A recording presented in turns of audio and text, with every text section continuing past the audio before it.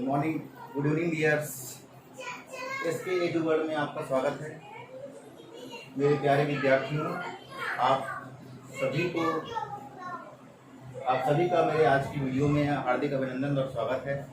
तो बच्चों, क्या है, एक दो दिन में हमारा 10th और 12th का रिजल्ट्स डिक्लेयर होने वाले हैं और तो निश्चित रूप से आप लोगों के अंदर ये जिज्ञासा तीव्र बढ़ गया होगा कि अब हमारा क्या होगा, हमारा रिजल्ट कैसा होगा, है ना, कैसा रहेगा, हमारे अनुमान के अनुसार रहेगा कि नहीं रहेगा। तो कई चीज़ें आपके अंदर, कई बातें आपके अंदर घर कर जारी होगी और निश्चित रूप से थोड़ा आप टेंस महसूस कर रहे होंगे। तो आई थिंक होता है विद्यार्थी लाइफ में इतना टेंशन और इतना स्ट्रेस तो माइंड में आता है, खासकर जब हमारा रिजल्ट्स निकल रहा हो, रिजल्ट आने वाले हैं, तो हमारे माइंड में वाकई ही इतनी हलचल, जो भूचाल कहना चाहिए, वो रहता है।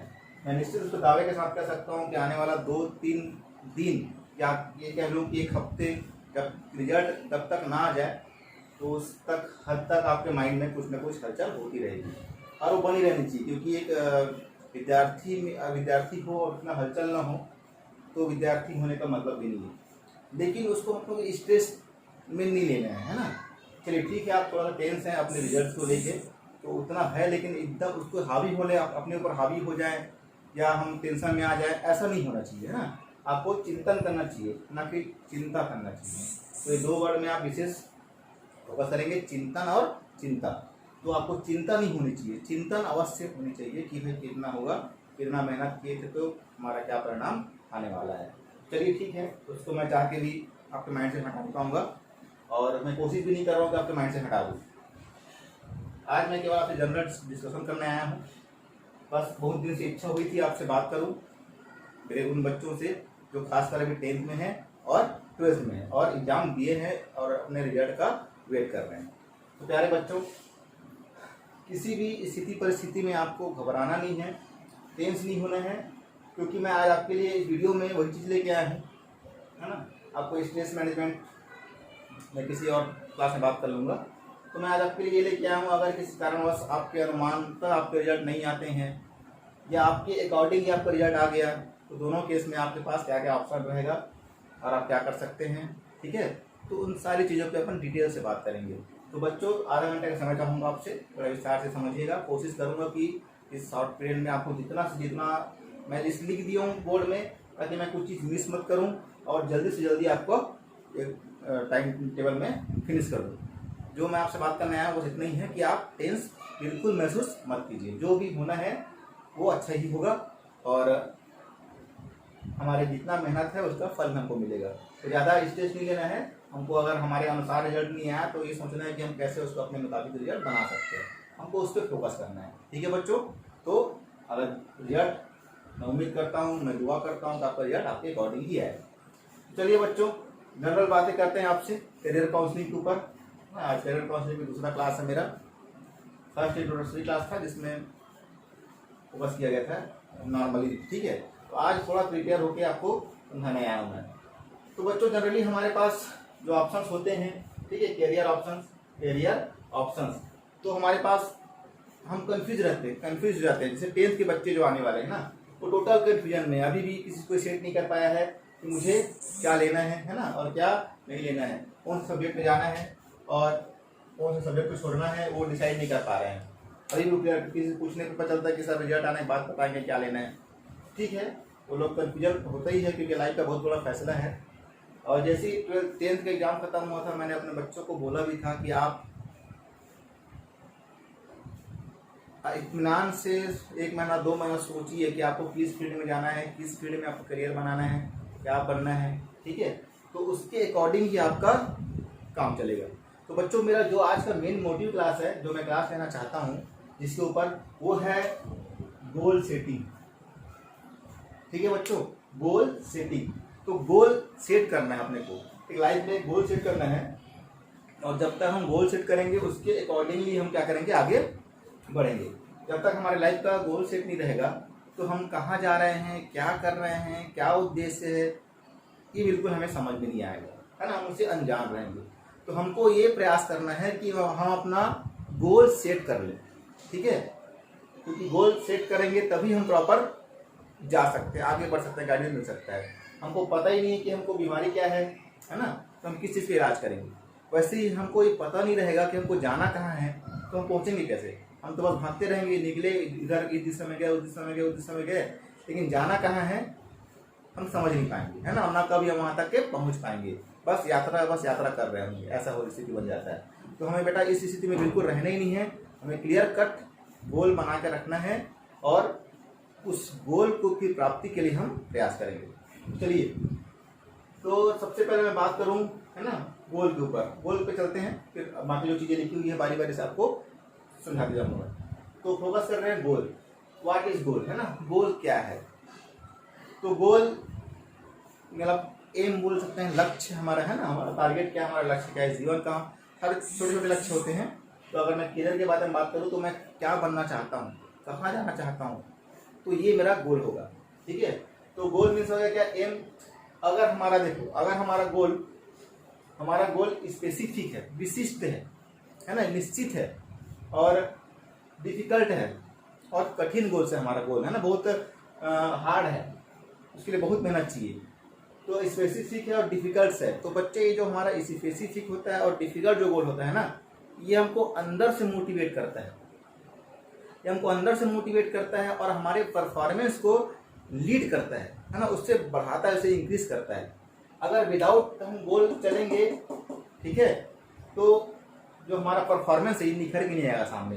तो अगर हमको परफॉर्मेंस को निखारना है तो हमें क्या करना पड़ेगा, हमें लाइफ में गोल सेट करना ही होगा, तभी जाके हमारा जो परफॉर्मेंस है वो सुधरेगा, अंदर से बेटर होता जाएगा, परफॉर्मेंस बेहतर होता जाएगा। तो स्पेसिफिक होना चाहिए और क्या होना चाहिए, डिफिकल्ट होना चाहिए। स्पेसिफिक मतलब विशिष्ट होना चाहिए और हम उस पर रिसर्च कर चुके हैं कि हमको यही बनना है। तो जो भी आप गोल सेट करोगे, वो गोल अगर कठिन है, अगर मतलब उसको अचीव करने में बहुत मेहनत लगेगा, बहुत प्रयास करना पड़ेगा, तो निश्चित रूप से उसका आनंद भी आपको उतना ही ज़्यादा मिलेगा। ठीक है बच्चों, तो एक कहावत है ना, no risk no profit, more risk more profit. तो बेटा आपको अगर कठिन गोल लिए हो तो रिस्क ज़्यादा है, आप पहुंच पाओगे नहीं पहुंच पाओगे। तो अगर आप कहीं से पहुंच गए तो आपको ये सोचो कि कितना गेन होगा ना, no risk no profit, more risk more profit, low risk low profit, ये कॉन्सेप्ट है।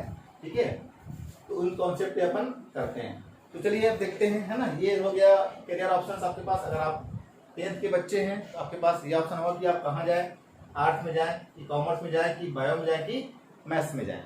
ठीक है, 3 फैकल्टी हमारे पास है, आर्ट्स कॉमर्स और साइंस। साइंस में 2 होते हैं, बायो और मैथ्स। मैं चारों को अलग कर दिया, क्योंकि चारों के रास्ते लगभग अलग से होते हैं। आप एक टाइम में चारों रास्ते में नहीं जा पाओगे, आपको एक नया रास्ता चुनना पड़ेगा, जो आपको कहाँ से मिलेगा, आपके गोल के अकॉर्डिंग चुनना पड़ेगा।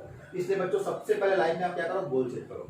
हमारे बहुत सारे ऐसे बच्चे होते हैं जो अभी तक 10th क्रॉस कर गए, सब्जेक्ट ले लिए, है ना, स्ट्रीम चयन कर लिए, लेकिन उसका अभी तक गोल नहीं है प्रॉपर। वो अभी भी कंफ्यूज है कि करें क्या, जबकि वो रास्ता में जा चुके हैं।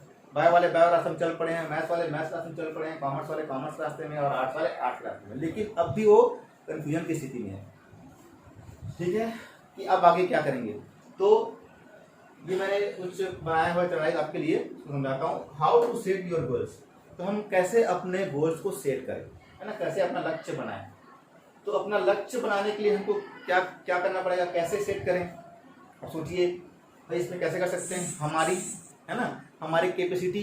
सबसे पहले हमारा क्या चीज हमारा होगा, कैपेसिटी कितनी है हमारी, है ना, हमारी कैपेसिटी कितनी है, हमारे अंदर विल पावर है कि नहीं, है ना, मतलब विल पावर है कि नहीं, और हमारा जो कहना चाहिए क्या है ना, क्षमता, है ना, विल पावर है, या हमारा जज्बा है कि नहीं, या हमारे पास उसके लिए जरूरी रिक्वायरमेंट चीज़ें उपलब्ध है कि नहीं, क्या हम उसे कर सकते हैं जो हमने बीड़ा उठाया है, जो हमने प्लान किया है, या हमने जो गोल सेट किया है।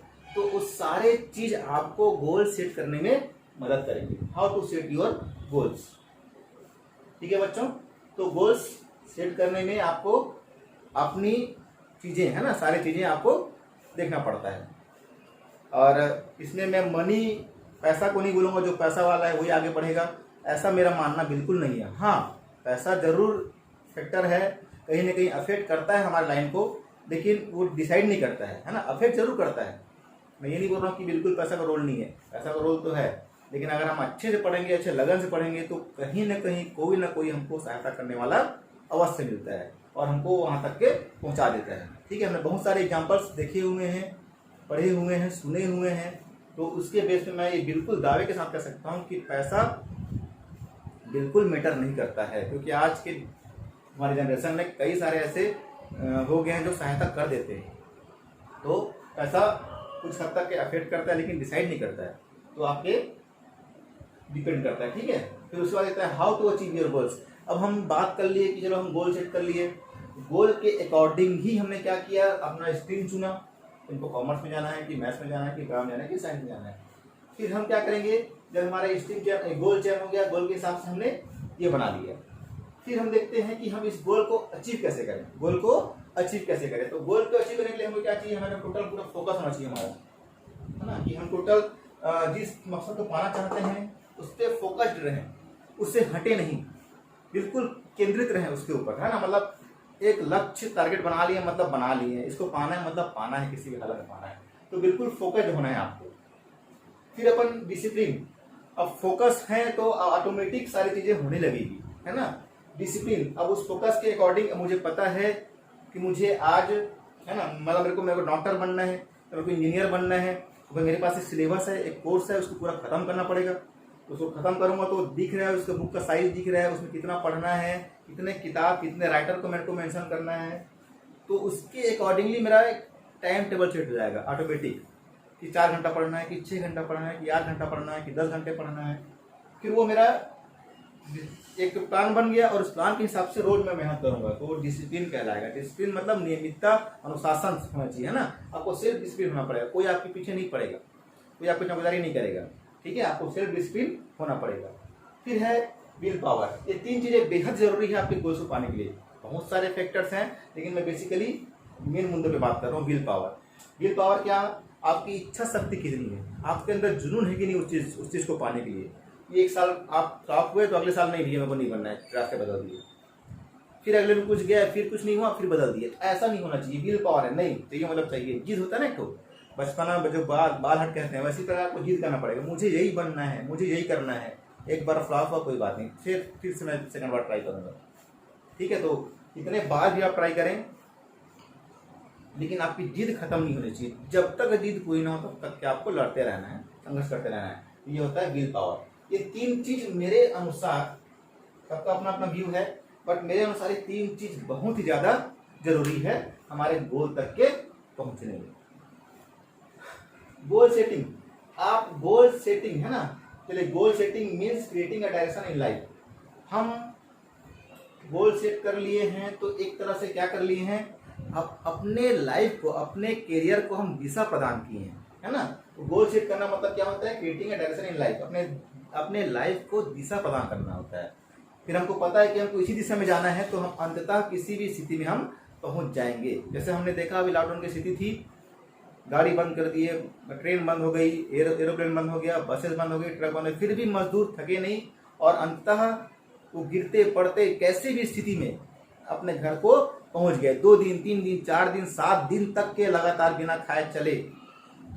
800 किलोमीटर, 1200 किलोमीटर, 1500 किलोमीटर तक की दूरी लोग पैदल तय कर दिए। तो सैल्यूट है ऐसे मजदूरों को और उनके जज्बों को और उनकी मजबूरी को। मैं उस मजबूरी के आगे नतमस्तक हूँ। और तो ऐसे जिद, है ना, कि हमको घर पहुंचना है, तो बेटा कहीं ना कहीं बहुत सारी चीजें हमको सिखाता है, तो हम उसको समझ के, इस चीज को समझ सकते हैं, विल पावर होनी चाहिए, ठीक है। तो जैसा गोल सेटिंग हो गया, तो गोल सेटिंग मुझे घर पहुंचना है, तो रास्ते अपने आप वो लोग नहीं, हमें दिशा मिल गई कि मुझे घर जाना है और वो लोग घर पहुंच गए जैसे तैसे करके। तो क्रिएटिंग का डायरेक्शन इन लाइफ, अपने लाइफ में दिशा प्रदान करता है अगर आप गोल सेट कर लीजिए। उसके बाद मैं बात कर रहा था कुछ चीजों पे, है ना, कि when you focus on a problem you lose your goals. अगर आप फोकस करेंगे परेशानियों पे, कि आपने कुछ प्लानिंग किया, मुझे डॉक्टर बनना है, फिर रास्ते में सोचने लग गए कि मेरे पास तो मैं अच्छा स्कूल पढ़ा नहीं हूँ, मेरे पास कोचिंग की सुविधा नहीं है, मैं कैसे वहाँ तक पहुँच पाऊँगा, कोचिंग में लग गया तो मैं सेलेक्ट हो गया, तो मैं पैसा कहाँ से आएंगे कोर्स करने के लिए, ठीक है। बहुत सारी चीज़ें, अगर आप ऐसा सोचने लग गए तो आपका जो गोल है वो धुंधला होते जाएगा, वो आपको दिखाई नहीं देगा, ठीक है। तो गोल्स आपके क्या होना चाहिए, अब प्रॉब्लम पे फोकस मत करो, आप फोकस किसमें करो, अब when you focus on a problem you lose your goals। अगर आप प्रॉब्लम पे फोकस करते हो तो अपने गोल से दूर हो जाओगे। when you focus on a goal you lose your problem। अगर आप किसी फोकस करते हो, अगर प्रॉब्लम, अगर गोल पे फोकस करते हो, गोल पे फोकस करते हो तो आपके पास आइडियाज जनरेट होंगे कि कैसे इस चीज से मैं निकल सकता हूँ, कैसे मेरे को कौन हेल्प करेगा, किसके मतलब पास जाने से मुझे रास्ता मिल जाएगा, कौन मुझे गाइड करेगा, कौन मेरे विषम परिस्थितियों में साथ देगा। ये सारी चीजें आपके ऑटोमेटिक फिट होते जाएगा। किसके ऊपर है, अगर आप गोल को फोकस किए तो प्रॉब्लम भी चलता है, गोल भी चलता है। आपको परिस्थितियां तोड़ देगी, बिल्कुल मजबूर कर देगी कि आप उसे छोड़ के चले जाए। ठीक है, तो हमने एक फिजिक्स में एक रूल पढ़ा हुआ है सीमांत घर्षण की स्थिति। इसमें क्या होता है, मतलब फिसलने की स्थिति में रहता है, फिसलने की स्थिति में आ जाता है। अगर थोड़ा सा भी और है ना मतलब उसको झुका दें तो वो फिसल जाएगा। कोई चीज फिसलने की स्थिति में फिसल नहीं रहा है कि थोड़ा सा भी और अधिक बल लगा दें या उसको स्थिति में ला दें तो वो फिसल जाएगा। तो क्या होता है, लेकिन जब हम लोग क्या सोचते हैं कि एकदम जब थक जाते हैं तो छोड़ देते हैं, लेकिन जिस टाइम हम छोड़ देते हैं ना उसी टाइम होता है कि उससे और आगे बढ़ाया जाए। क्योंकि बोलते हैं ना, रात जितना ज्यादा अंधेरा होता जाएगा, घना होता जाएगा, उतना ज्यादा आने वाला सूर्यास्त का समय नजदीक होता रहता है। तो हमें सूर्य है ना, जो सूर्य जो उदय है उसका समय नजदीक होता है, तो हमको बिल्कुल पीछे नहीं हटना है। कई बच्चे होते हैं बहुत मेहनत करते हैं, साल 2 साल 3 साल मेहनत की और फिर पीछे हट जाते हैं, नहीं हो रहा है करके। बहुत सारे एग्जाम्पल्स है मेरे पास। तो चलिए, तो अपने को फोकस किस पे करना है, फोकस करना है गोल पे, ना कि प्रॉब्लम से। ठीक, use your time otherwise you lose your time. तो एक कहावत है, फेमस कहावत है, यदि आप समय को उपयोग करते हो, ठीक है, तो समय आपको बलवान बना देगा। Otherwise you lose your time, आप अपने समय को बर्बाद कर दोगे तो समय आपको बर्बाद कर देगा। ठीक है, तो use your time otherwise you lose your time. ये पंच बना लीजिए कि हमें समय का उपयोग करना ही है हर हालत में। तो बच्चों, ये था छोटी सी जानकारी। फिर अपन और देखते हैं, उसी पे मैं बात कर रहा हूँ कुछ देर के लिए। फिर मोटिवेशन है ना, मोटिवेशन एक प्रेरणा है ना। मोटिवेशन मतलब क्या, प्रेरणा होता है। तो प्रेरणा, ठीक है, प्रेरणा हमको कई बार हमें कई दूसरों के द्वारा प्रेरणा मिलता है। ठीक है, कई बार हम सेल्फ मोटिवेटेड होते हैं, कई बार हमको कोई दूसरा जगाता है कि हम ये करना चाहिए। जैसे हम श्री हनुमान जी के केस में देखे थे कि भाई उसको अपनी शक्ति खो दिया था, कोई दूसरा उसको मोटिवेट किया कि आपको कर सकते हैं, आपको सारी चीज़ों को जानते हैं, आपके पास अपार शक्ति है, आप ऐसे कई अनहोनी को कर सकते हैं। तो उसको अपना याद आता है और वो करता है। तो मोटिवेशन मतलब उसको किसी को जगाना है ना, प्रेरणा को जगाए रखना। तो अब बोलोगे गोल्स में मोटिवेशन कहाँ से आ गया, तो बेटा दोनों इंटरकनेक्टेड है। मोटिवेशन है तो गोल्स है, गोल्स है तो मोटिवेशन है ना, दोनों इंटर रिलेशन है। मैं किसी और विस्तार से बताऊंगा दोनों के बारे में। तो थोड़ा चर्चा कर दूं आपसे, शायद कुछ काम पर निकल आए। मोटिवेशन है ना, ये नीड है, नीड स्टोरी के ऊपर बेस्ड है। ये एब्राहम मैस्लो है ना, एब्राहम मैस्लो जी का ये मोटिवेशन थ्योरी दिया गया है। उन्होंने क्या बताया, इसको मैं कोरिलेट करूंगा कि कैसे इसमें आ गया ये चीज। फिजियोलॉजिकल है ना, फिजियोलॉजिकल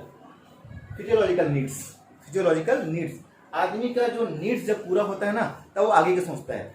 पहले वो स्टेप बाय स्टेप चलता है कि फिजियोलॉजिकल नीड्स में क्या है, मेरे पास खाने को हो जाए, मेरे पास रहने को हो जाए, मेरे पास कपड़ा पहनने को हो जाए, जो बेसिक नीड्स है ना, फूड, शेल्टर, क्लॉथ। और ये सब चीजें फिजियोलॉजिकल नीड्स में आता है। ये हमारा रहने का हो गया, खाने का हो गया, पहनने का हो गया, ठीक है, बेसिक नीड्स में हो गया। आज का शिक्षा और स्वास्थ्य जुड़ गया है, तो चलिए वो भी पांचों फुलफिल हो गया हमारा ना। तब हम क्या करेंगे, फिर दूसरे नीड्स में जाएंगे। तो नीड्स में मतलब आवश्यकता होना और सोचना मतलब क्या होना, मोटिवेशन कि भाई हमें ये तो मिल गया। आदमी रोटी कपड़ा मकान के लिए भी कितना मेहनत करना पड़ता है उसको, कितना मेहनत करता तब जाके उसको वो चीज़ मिलता है। ठीक है, और वो चीज़ नहीं मिला तो आपको बुरा लगेगा। तो ये चीज़ें हो गई। फिर अपन सेफ्टी में आते हैं। तो सेफ्टी नीड्स में कहते हैं, सेफ्टी नीड्स में अगर हमारा फिजियोलॉजिकल नीड्स हमारा पूरा हो गया, ठीक है, फुलफिल हो गया, तो हम अगला क्या सोचते हैं, सेफ्टी। अब हमारा नीड्स क्या हो रहा है, मतलब हमारा डिमांड नीड्स बढ़ रहा है। हमारा आवश्यकता क्या है कि हमको किसी प्रकार से फिजिकल हानि ना हो, कोई फिजिकल हमको हार्म ना पहुंचा पाए, ना कोई इमोशनली हमको हार्म पहुंचा पाए, कोई नुकसान ना पहुंचा पाए। तो हमारा दूसरा होता है क्या, सेफ्टी। तो ये सेफ्टी के हम आगे बढ़ते हैं, ये भी हमारा मोटिवेशन है, ये भी क्या हमारा मोटिवेशन है ना, प्रेरणा, हमको प्रेरणा मिल रहा है कि हमको अब इसके लिए आगे बढ़ना है। फिर हम नेक्स्ट लेवल में आगे बढ़ते हैं क्या, सोशल। अब हम चाहते हैं कि सोशल, हमारा सोशल नीड्स क्या है, हमारा सामाजिक आवश्यकता क्या है। हम चाहते हैं कि लोग हमसे प्यार करें, हमसे जुड़े रखें, हमसे जुड़ाव रखें, है ना, हमारा हमको स्वीकार करें, हमसे मित्रता करें, हमको सम्मान दे।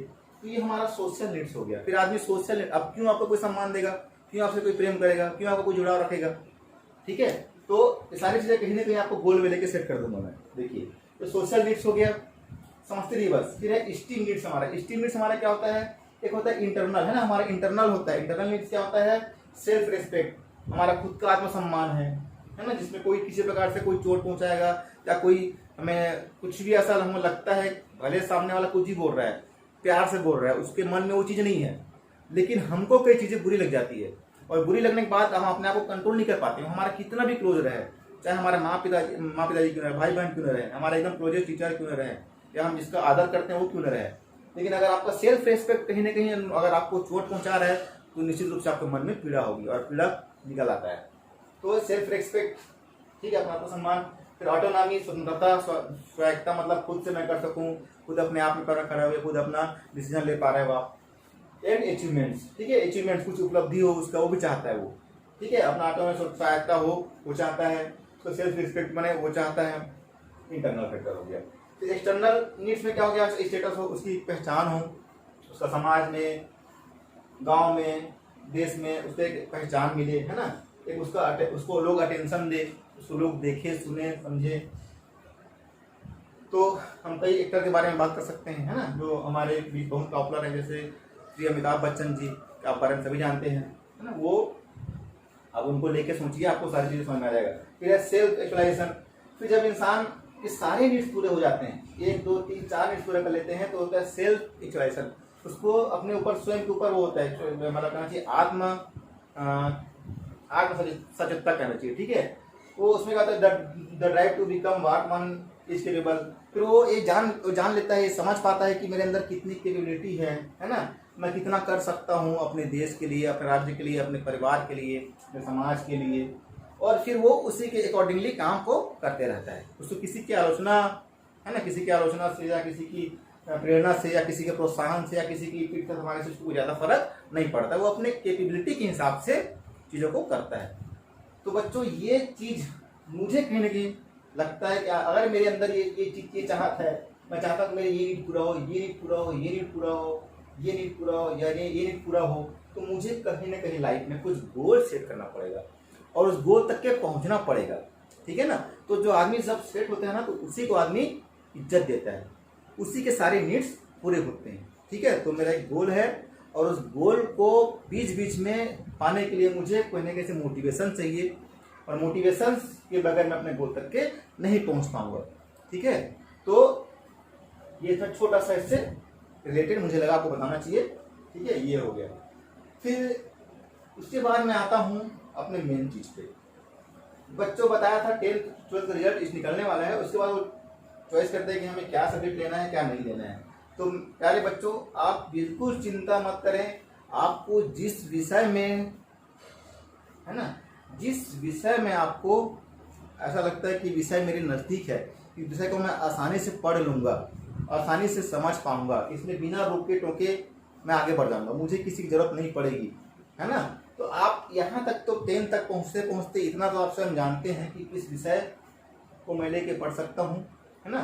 तो मेरा देखो 2 प्रकार कहना हो रहा है, एक होता है जो मेहनत करना चाहते हैं और जो मेहनत नहीं करना चाहते हैं। जो मेहनत करना चाहते हैं वो थोड़ा सा आगे बढ़ के भी सोच सकते हैं, जैसे उनकी क्षमता है कि 2 घंटा पढ़ सकते हैं, तो जब 2 घंटा पढ़ सकते हैं तो 1 घंटा और पढ़ना चाहिए उन्हें, या और पढ़ना चाहिए, वो पढ़ना चाहिए, क्या हो गया आपका फाउंडेशन हो गया। तो मेहनत अगर आप चाहें तो कर सकते हैं, ठीक है। तो अगर आपके अंदर थोड़ा सा भी क्षमता है तो बिल्कुल आप हाई लेवल को सोचिए। हाई लेवल में ऐसा नहीं बोल रहा हूँ कि आर्ट्स कम है, कॉमर्स कम है, या साइंस ज़्यादा है, या मैथ्स कम है, सब के सब अपनी जगह बराबर है, कोई छोटा बड़ा बिल्कुल नहीं होता है, ठीक है। सब सब्जेक्ट का अपना वेटेज है, भार है, और सब सब्जेक्ट्स में आपका कैरियर है, मैं डील करूँगा। तो आप बिल्कुल 10th के रिजल्ट पे ना जाएं। 10th के रिजल्ट आपको 90% 99% ला दिए तो आप मैथ्स ले लिए, क्योंकि आप बहुत होशियार हो, है ना। और 33% लाया तो आप कॉमर्स ले लिए क्योंकि आप कला ले लिए क्योंकि आप बहुत कमजोर, ऐसा नहीं। परसेंटेज मैटर नहीं करता आपका, है ना, आपका मेहनत मैटर करता है कि आपको क्या सब्जेक्ट चयन करना चाहिए। तो सपोज आप आर्ट्स ले लिए तो आर्ट्स में क्या लेना आपके लिए, 10th के बाद आप 11th करेंगे, 12th करेंगे, और फिर 12th के बाद आपको ये रास्ते मिलेंगे। ठीक है, ये रास्ते जो कॉमन रास्ते, देखो 2 प्रकार का कोर्स होता है, एक होता है हमारा ट्रेडिशनल, है ना, ट्रेडिशनल, और एक होता है प्रोफेशनल। जगह नहीं है इसलिए मैं थोड़ा सा टेढ़ा लिख रहा हूँ, जगह नहीं है, जगह के कारण से थोड़ा टेढ़ा लिख रहा हूँ। तो होता है ट्रेडिशनल और प्रोफेशनल। तो ट्रेडिशनल कोर्स में क्या हो रहा है, जो सदियों से चले आ रहे हैं, जो बहुत समय से चले आ रहे हैं, जैसे हमारा बीए है, एमए है, फिर हम बीएड करेंगे, ठीक है, बीएड करेंगे, फिर नेट करेंगे, फिर पीएचडी करेंगे, एमफिल करेंगे, फिर पीएचडी करेंगे। तो ये हमारा क्या है, ट्रेडिशनल कोर्स है। उसको छोड़ के कुछ प्रोफेशनल कोर्स है, जैसे मान लो हम ट्रेडिशनल कोर्स में सक्सेस नहीं हो पा रहे हैं, सपोज हम बीए नहीं निकाल पा रहे हैं, या बीकॉम कॉमर्स में गए तो बीकॉम नहीं निकाल पा रहे हैं, या बीएससी नहीं निकाल पा रहे हैं, तो हमें चिंता की जरूरत नहीं है। आजकल इतने रास्ते बन गए हैं कि हम कहीं किसी भी रास्ते में चल सकते हैं। हमें हताश होकर कुछ गलत कदम नहीं उठा लेना है, इसे विशेष ध्यान रखना। ठीक है, तो लाखों कोर्स हैं आज की डेट में, आप कहीं भी सेट हो जाएंगे। कौन बोलता है कि आप असफल हो गए, आप थोड़ा चेंज करो, आपको सफलता फिर मिलेगी साथ में। तो आर्ट्स में बीबीए, बीसीए, बीएसडब्ल्यू, बीजेएमसी, है ना, बीबीए मतलब bachelor of business administration, BCA bachelor of computer application, BSW bachelor of social work, BJMC bachelor of journalism and mass communication, BMC, है ना, bachelor of mass communication, BA LLB जो law के courses हैं उसमें जा सकते हो आप, बीए बैचलर ऑफ आर्ट्स, है ना, और बीए बीएड आजकल चालू कर दिया शासन ने। तो ये सारे कोर्सेस आपके पास उपलब्ध हैं, आसानी से आप इन कोर्सेस में चयन करा सकते हैं और सफलता आपके कदमों में होगी। ठीक है, तो घबराने की बात नहीं है। जो ट्रेडिशनल कोर्स है उसको हट के बता रहा हूँ, क्योंकि ट्रेडिशनल कोर्स के बारे में आप जानते ही हैं। मुझे क्या करना है, बारीक बात, बीए करना है। ठीक है, 3 साल का बीए कोर्स होता है, 2 साल का एमए होता है, मास्टर डिग्री होती है, कला में स्नातक और कला में स्नातकोत्तर। ठीक है, तो 3 तो 5 साल हो गया आपका। स्कूल में आना है तो डीएड कर लीजिए, प्राइमरी लेवल का टीचर बनना है तो। अगर आपको मिडिल हायर सेकेंडरी में आना है तो बीएड करना पड़ेगा आपको। अगर आपको कॉलेज में जाना है आपको सेट, जो स्टेट लेवल एग्जाम होता है, ठीक है, स्टेट एलिजिबिलिटी टेस्ट बोलते हैं, ठीक है, अपना राज्य योग्यता परीक्षा। उसी पर अगर आपको नेशनल में जाना है तो नेट होता है, नेशनल एलिजिबिलिटी टेस्ट, वो आपको पास करना होता है, फिर आप पहुंच जाते हैं कॉलेज में। तो ये था आर्ट्स का लाइन। उसमें कोर्स बता रहा हूँ आपको, बीए 3 साल का होता है, बीसीए 3 साल का होता है, बीएडब्ल्यू भी 3 साल का होता है, बीजीएमसी भी 3 साल का होता है, बैचलर जितने बैचलर डिग्री है वो लगभग 3 साल के होते हैं। और ये इसके साथ एलएलबी जुड़ा है 4 साल का, ये सीबीएड लिखना है 4 साल का। इस प्रकार से कोर्स डिजाइन है। कॉमर्स की फील्ड में आएंगे तो कॉमर्स का फील्ड हमारा भी बहुत बेहद लाइन है, बहुत विस्तार से लाइन है ना उसका। फिर अपन अभी मैं आपको केवल स्नातक लेवल में रखा हूँ, उससे आगे बात नहीं कर रहा हूँ, उससे आगे और लाइन बताऊंगा आपको किसी और क्लास में। ठीक है, अभी हम केवल स्नातक लेवल में बात कर रहे हैं ना, सिर्फ ग्रेजुएशन लेवल में बात कर रहे हैं, मतलब 12th के बाद क्या, 12th के बाद जो 3 साल है या 4 साल है उसके बाद क्या। तो हम कहाँ तक रुके हुए हैं, मैं अपने क्लास को स्नातक लेवल में रखा हूँ, इसके बाद आगे का लाइन आपको फिर किसी क्लास में बताऊंगा। तो ये सारे बैचलर कोर्स है। फिर बैचलर डिग्री है ना, फिर अपना आता है कॉमर्स। कॉमर्स में क्या है हमारा, सीए है, ये 3 साल का होता है, सीए सीएस एचडब्ल्यू है ना, ये 3 साल का होता है। इसमें कोई कॉलेज स्कूल में जाते हैं हम लोग, तो उनका कुछ डिजाइन है, ये 3 लेवल में होता है, सीपीटी आईपीसीसी फाइनल ऐसा करके इसका 3 लेवल होता है। इन 3 कैटेगरी का आपको पार करना होता है। बहुत टफेस्ट होता है सीए, है ना, लाखों में कोई एक बनता है। ठीक है, 100 बच्चे परीक्षा देंगे तो उसमें से 1% रिजल्ट आता है इसका। तो ये बहुत टफेस्ट एग्जाम होता है, one of the toughest exam, और बेहद है ना, मतलब बहुत सुंदर करियर इसके अंदर, बहुत अपना आरामदायक लाइफ जी सकते हो आप। फिर बीबीए बीसीए अगेन इसमें भी कर सकते हैं। इस प्रकार से कॉमर्स लाइन हो गए, और भी बहुत सारी लाइनें हैं, है ना, होटल मैनेजमेंट है, आपको जितने भी पता चाहिए, सिनेमेटोग्राफी है, ठीक है, मास कम्युनिकेशन है, मतलब अदर लाइन जिसको अलग से हट के लाइन जो बताऊंगा, जो प्रोफेशनल कोर्स होते हैं। ठीक है, मैं प्रोफेशनल कोर्स में भी ज़्यादा बात नहीं कर रहा हूँ अभी, केवल ट्रेडिशनल कोर्स में ही बात कर रहा हूँ, है ना। प्रोफेशनल कोर्स के ऊपर अभी नहीं आया हूँ मैं, वो जब नहीं मिलता है हमारा ट्रेडिशनल लाइन में तब हम उसके ऊपर जाते हैं। प्रोफेशनल कोर्स तो बहुत सारे हैं, और अनंत संभावनाएं हैं, लेकिन उसमें पैसा भी लगता है आपका, तो मैं उस पर अभी बात नहीं कर रहा हूँ, केवल ट्यूशन कोर्स पे ही बात कर रहा हूँ। फिर अपन देखते हैं क्या, चलिए ये तो हो गया हमारा, है ना। फिर अपन आते हैं, ये आर्ट्स हो गया, कॉमर्स का हो गया, ठीक है। दोनों लाइन अपनी जगह बेहतर है और बहुत संभावना है, आगे जाके विस्तार लाइन मिलता है इसमें भी। चलिए फिर अपन देखते हैं साइंस की जो फील्ड में 12वीं की जस्ट बाद आए हैं और उनका 3 साल का प्रोग्राम बता रहा हूँ, 3 से 4 साल या 5 साल का प्रोग्राम। तो जो साइंस वाले बच्चे, जो बायो वाले बच्चे हैं, उनके लिए है ना कॉम्पिटिटिव एग्जाम क्या क्या हो सकते हैं जिसको आपको तुरंत देना पड़ेगा उनको एग्जाम। तो ये होता है नीट का एग्जाम, ठीक है। नेशनल लेवल में एग्जाम होता है। पहले अलग अलग स्टेट अपने अपने मेडिकल कॉलेज के लिए एग्जाम कंडक्ट करते थे, तो बच्चों को क्या होना पड़ता था, अपने अपने स्टेट के एग्जाम को दिलाने के बाद अगले स्टेट में जाना है तो उसके लिए अलग पेपर, उस स्टेट में जाना है तो उसके लिए अलग पेपर, ऐसा करके उनको क्लास लेना पड़ता था, है ना। और क्लास लेने में उसको बहुत सारी परेशानियाँ होती थी और उनको एक समय में बहुत सारे एग्जाम क्लियर करने होते थे। तो वो चीज़ों को दूर करते हुए शासन ने क्या कर दिया, इंटीग्रेटेड कोर्स कर दिया। नेशनल लेवल में एक ही एग्जाम होगा सारे स्टेट्स के लिए और उसके बेस में आप कॉलेज का चयन हो सकता है मेडिकल में, ठीक है। तो मेडिकल फील्ड बहुत बड़ा फील्ड है, बहुत विस्तार है, अनंत संभावना है इसके अंदर। चलिए कुछ फील्ड के बारे में आपको बताता हूँ, जो गिने चुने जो एकदम बेसिक चीज़ है, बेसिक जो एरिया है।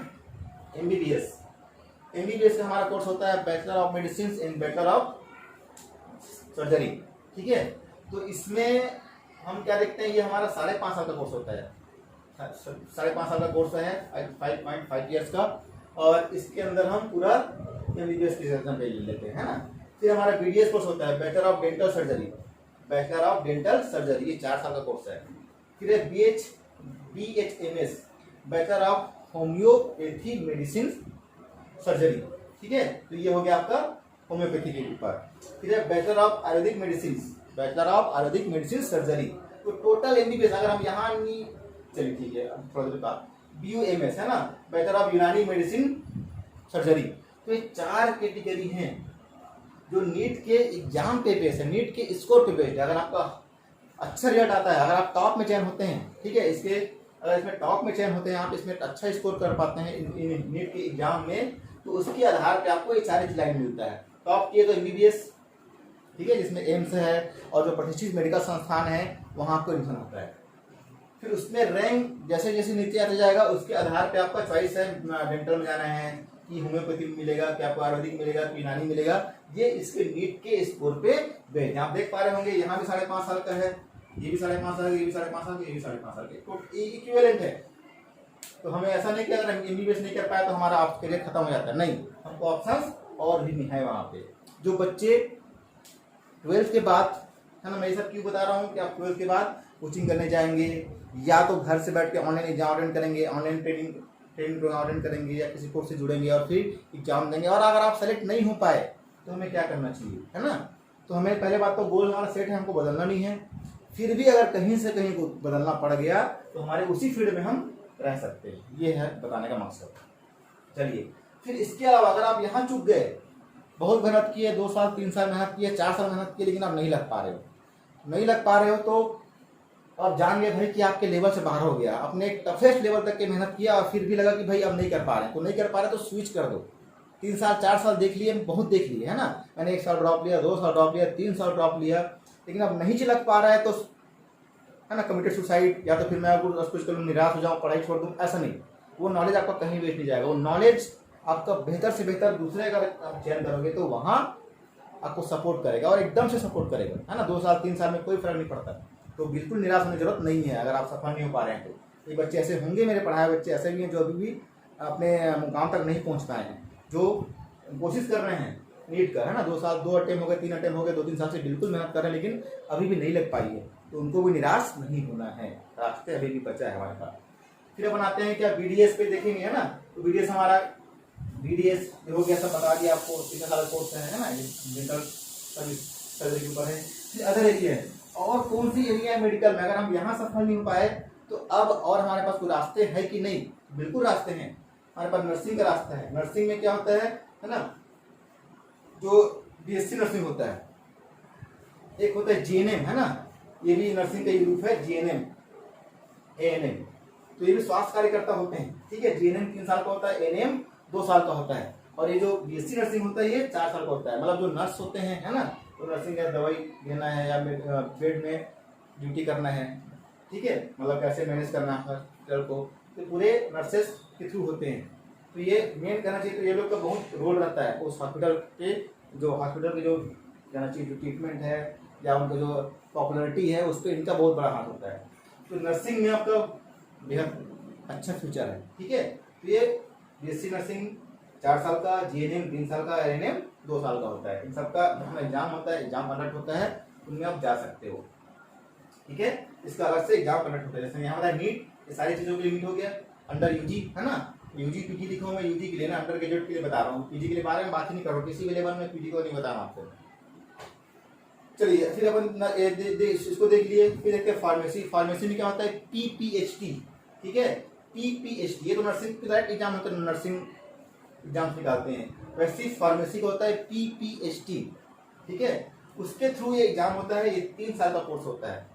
इसमें भी 2 भाग होता है, एक होता है डी फार्मेसी, 2 साल का होता है डिप्लोमा इन फार्मेसी, और एक होता है बैचलर इन फार्मेसी। आपको फार्मेसी में डिप्लोमा डिग्री देता है और फार्मेसी में स्नातक की डिग्री देता है।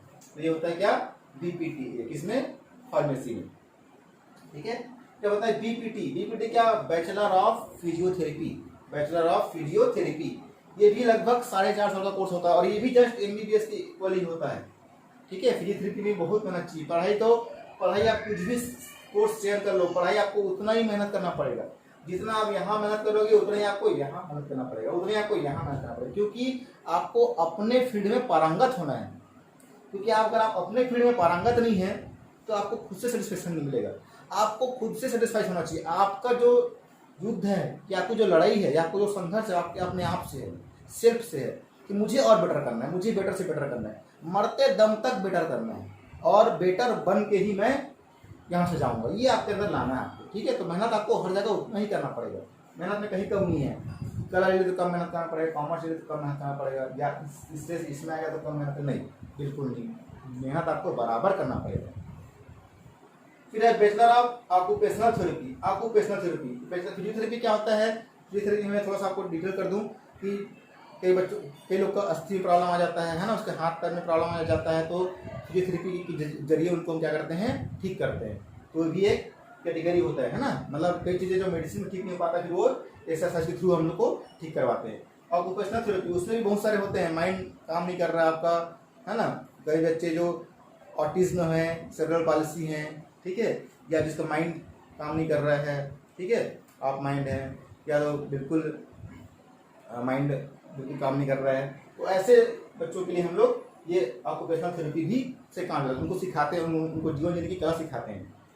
फिर है BAMLT, BAMLT क्या, bachelor of medical lab technician, bachelor of medical lab technician.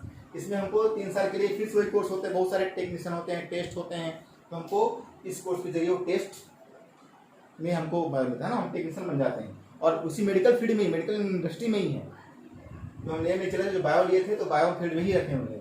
फिर हम आते हैं DMLT, diploma in medical lab test, ठीक है, जैसे आपको स्नातक की डिग्री मिलती है DAMLT में, वैसे DAMLT में आपको डिप्लोमा की डिग्री मिलती है, उसमें से भी आप टेक्नीशियन बन सकते हैं।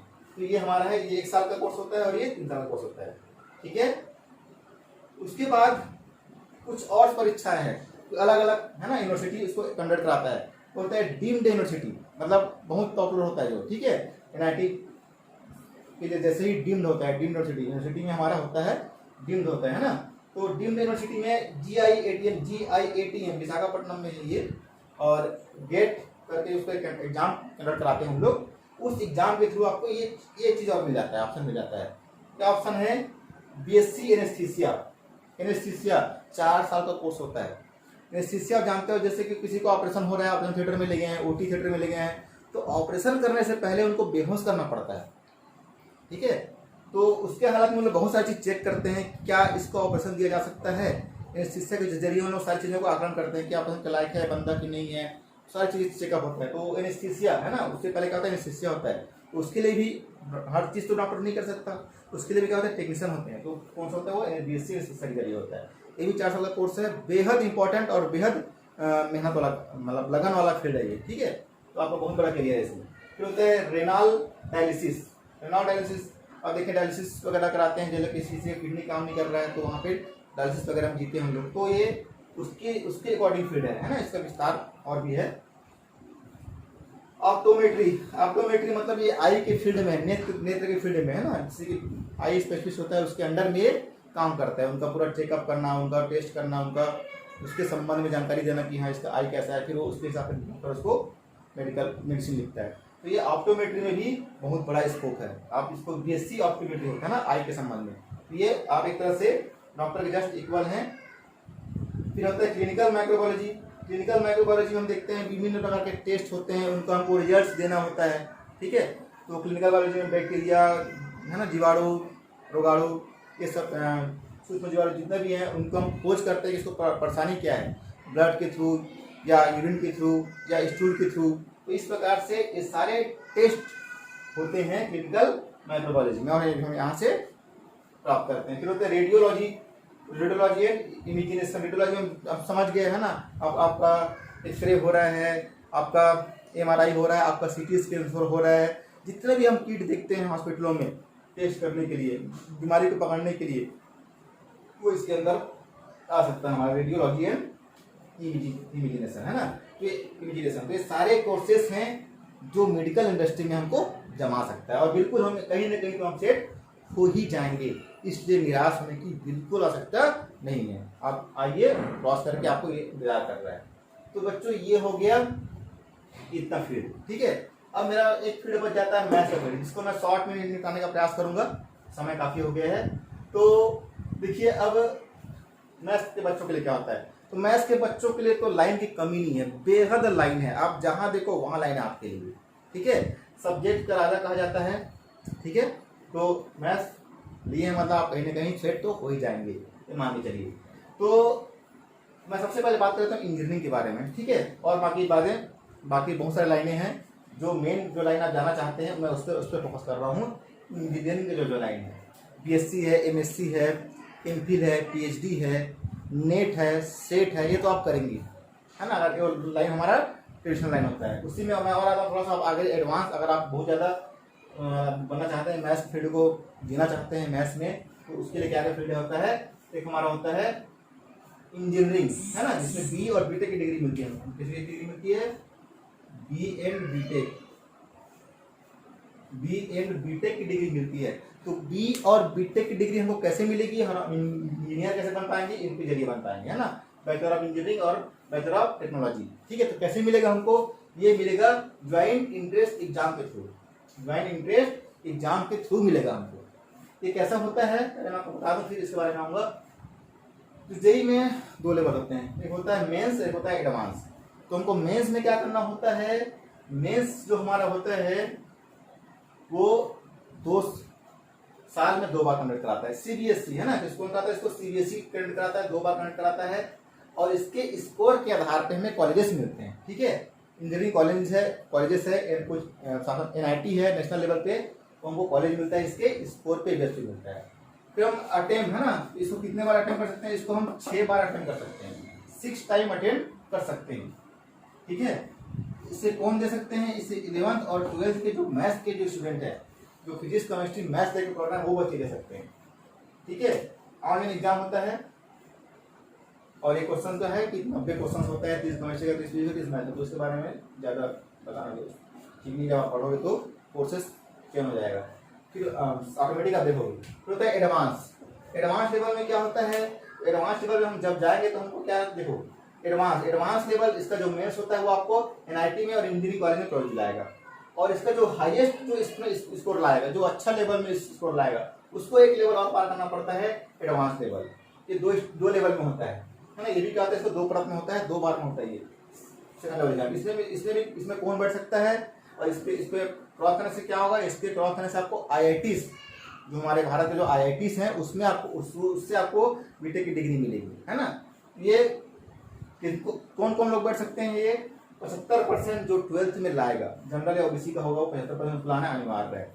65% एसटी और एसटी वाले विद्यार्थियों के लिए होता है, ठीक है। इतना तो क्रॉस करना पड़ेगा।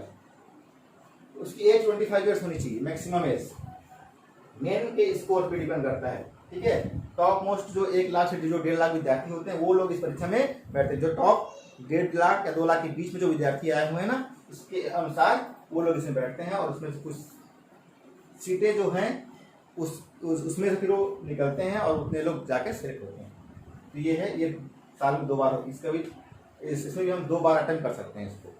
तो इस प्रकार से बच्चों ये था जी, ठीक है। फिर इंजीनियरिंग के फील्ड में अगर हमको अगर यहाँ से मिल गया, यहाँ से कॉलेज मिल जाता है, यहाँ से कॉलेज मिल जाता है, दोनों जगह से है ना। तो हम मेंस भी क्रॉस कर गए, एडवांस भी क्रॉस कर गए, या मेंस क्रॉस कर लिए, एडवांस भी क्रॉस कर पाए तो मेंस के लेवल में आपको मिल सकता है, या एडवांस तक पहुंच गए तो एडवांस लेवल की सारी चीजें मिल जाएगा। बस फर्क क्या है, आप कॉलेज से फर्क पड़ेगा। आप एडवांस क्रॉस करते हैं तो आपको IIT लेवल में चयन हो जाएगा, ठीक है। तो ये फील्ड है कुछ, है ना। जैसे आपका computer engineer, civil engineer, mechanical engineer, electrical engineer, electrical and communication engineer, bio, ठीक है, बायो इंजीनियर, फिर एरोनॉटिकल इंजीनियर, फिर आपको petroleum engineering, power engineering, transport engineering, ठीक है, ऑटोमेशन एंड रोबोटिक्स इंजीनियरिंग, फिर आपको agriculture engineer, chemical engineering, food engineer, textile engineering, ठीक है। ये सारे चीजें में आप इंजीनियरिंग डिग्री ले सकते हैं। तो ये था बच्चों छोटा सा आपके लिए क्लिप, इसको आपको निश्चित रूप से फायदा होगा। एक जाते जाते आपसे एक चीज और बात करना चाहूंगा मैं, इस नोट को ध्यान से देखिए, इस नोट में क्या लिखा है, ठीक है। शायद कुछ आपको जरूर लाइब्रेरी, मैं बहुत से लाइन याद करता हूँ और अपने ऊपर लिखने का, अपने ऊपर इसको अप्लाई भी करता हूँ। हम चाहे तो अपने आत्मविश्वास और मेहनत के बल पर अपना भाग्य खुद लिख सकते हैं। हम चाहे तो अपने आत्मविश्वास और मेहनत के बल पे अपना भाग्य खुद लिख सकते हैं। और अगर हमको अपना भाग्य लिखना नहीं आता, तो परिस्थितियां हमारा भाग्य स्वयं लिख देगी। बच्चों इस लाइन में बहुत सारा चीज छिपा हुआ है जो मैं आपको बताने का प्रयास कर रहा हूँ, ठीक है। अगर आप मेरी वीडियो आप तक पहुंचेगी और जो मैं संदेश देना चाहता हूँ संदेश आप तक पहुंचेगा, इस लाइन का अर्थ आप खुद निकाल लेंगे। इसलिए मैं आपको दिखा के बता रहा हूँ चीज को, ठीक है। हम चाहें तो अपने आत्मविश्वास और अपने मेहनत के बल पे अपना भाग्य लिख सकते हैं। अगर हमने ऐसा नहीं किया, अगर हमें अपने भाग्य लिखना नहीं आता, तो परिस्थितियां हमारा भाग्य स्वयं लिख देगी और उसे हमें स्वीकार करना पड़ेगा। तो आप डिसाइड करो कि आपको अपना भाग्य खुद लिखना है कि भाग्य के भरोसे रहना है, ठीक है बच्चों। तो इस तरह से मैं आपको ज्यादा सिलेबस नहीं लूंगा। अच्छा, मैं चीज बात कर, सिलेबस और पैटर्न, आप सारे एग्जाम को समझ गए, सारी चीजों को समझ गए, फील्ड क्या है, जो भी परीक्षा दे रहे हो उसके आपको सिलेबस में फोकस करना है कि सिलेबस क्या है, उसके एग्जाम का पैटर्न क्या है, ठीक है। तो फिर आप सिलेबस और पैटर्न को देख के अपना स्ट्रेटेजी बनाइए, प्लानिंग बनाइए और इस कोर्स को पास कीजिए। तो प्यारे बच्चों, आज की वीडियो में इतना ही, फिर मिलते हैं आपसे नेक्स्ट वीडियो में। तो तब तक के लिए गुड नाइट बच्चों एंड स्वीट ड्रीम। स्वस्थ रहिए, मस्त रहिए, विदाउट टेंशन रहिए, ठीक है। लाइफ ही लाइफ है, करियर ही करियर है, कहीं कोई परेशानी नहीं, बस आप स्वस्थ रहिए, बिल्कुल चिंतित ना होइए, किसी भी कंडीशन में आपको हार नहीं मानना है, बस ये सलाह दूंगा आपको। चलिए, तो गुड बाय, और इन चीजों को आप एक बार स्क्रीनशॉट जरूर ले लीजिएगा। तो बच्चों ठीक है, धन्यवाद, फिर मिलते हैं नेक्स्ट वीडियो।